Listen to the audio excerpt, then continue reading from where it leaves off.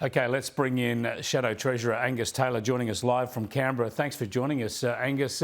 Is it true that we've seen the peak of inflation? And if so, why would the Reserve Bank be flagging more interest rate rises?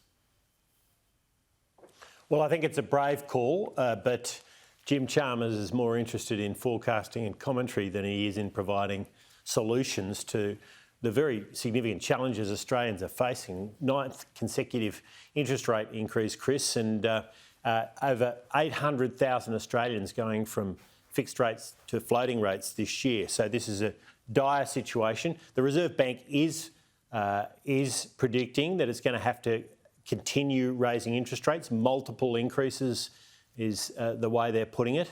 And that's bad news for Australians. This is a very painful time for them because it's exactly now you're starting to see this flowing through, people having to take on second jobs, having to work overtime, having to give up on holidays or other purchases they want to make. It's a very tough time for Australian households. Well, there's too much money being pumped into this economy through the pandemic years in particular, and it's still a problem. The government's got to wind back spending somehow, but they're looking in the budget at having cost of living measures to help people with the cost of living. How are they going to pump more money in to help people with high electricity prices without fueling inflation? Well, pumping more money in is exactly the wrong answer. If the government doesn't manage its budget with very high inflation and rising interest rates, then households will have to do more to manage their budgets.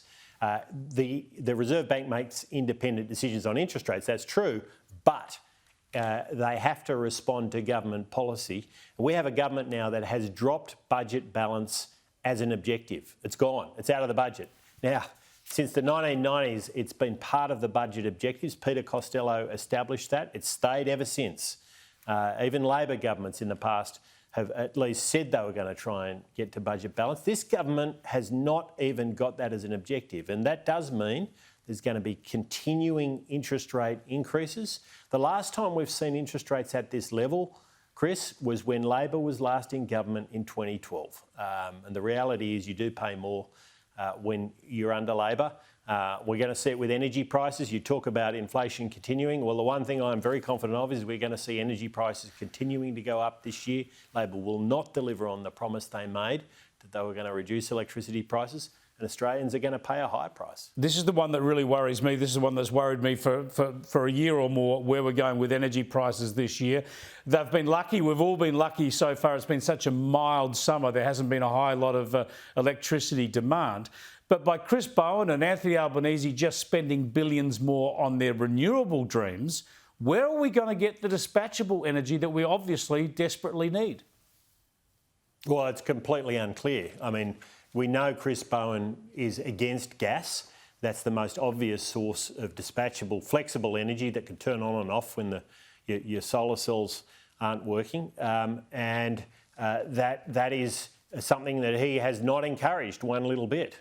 But on top of that, he's building record level, tens of billions of dollars in additional transmission lines he wants to crisscross the nation with. And that's all got to be paid for, Chris. And he didn't account for that in his plans before the election. But Australians are going to have to pay for it after the election. I mean, we're getting a very different Labor Party from what people saw before the election, after the election. We're seeing that time after time. I don't think they're focused on the priorities of Australians. I mean, we had a Treasurer who spent the summer writing a 6,000-word ideological essay.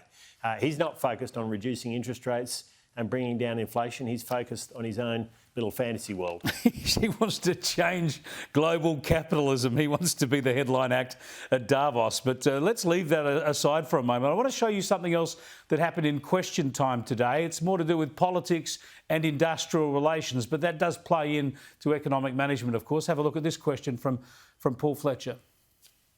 Last week we learned that the CFMEU donated $4.3 million to Labor.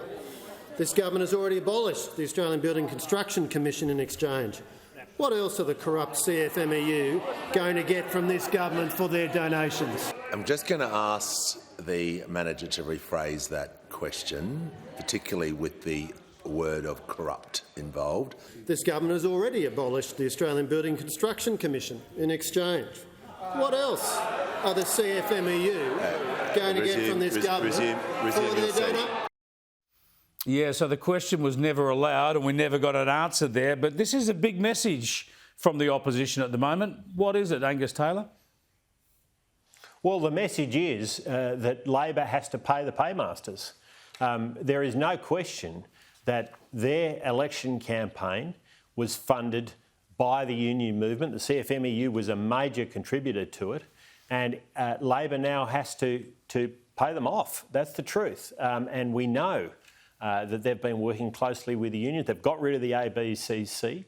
They're putting in place an industrial relations regime which is taking us back to the 70s and 80s, which will risk rising inflation, higher cost of living for all Australians.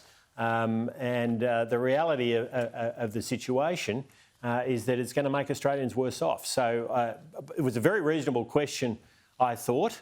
Labor, on multiple occasions, showed enormous sensitivity to it, and perhaps they sure did. Their sensitivity is the point. They sure did. I think we're going to hear more about that down the track. Thanks for joining us, Angus Taylor. I appreciate it.